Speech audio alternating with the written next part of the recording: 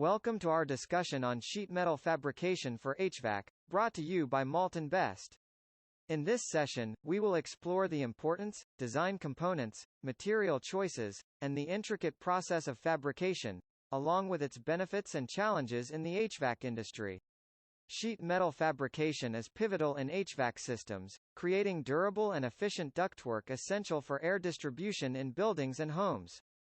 It offers design flexibility, excellent thermal properties, and is environmentally friendly due to its recyclability.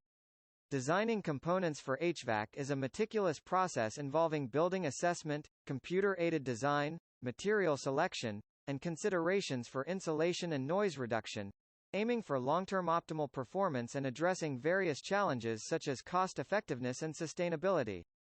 The primary materials used include galvanized steel, aluminum, stainless steel, copper, and black iron, each selected based on specific applications and environmental factors.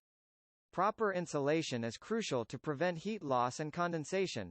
The fabrication process is comprehensive, involving design, cutting, bending, assembly, insulation, and surface treatment, followed by rigorous quality control checks to ensure the components meet the required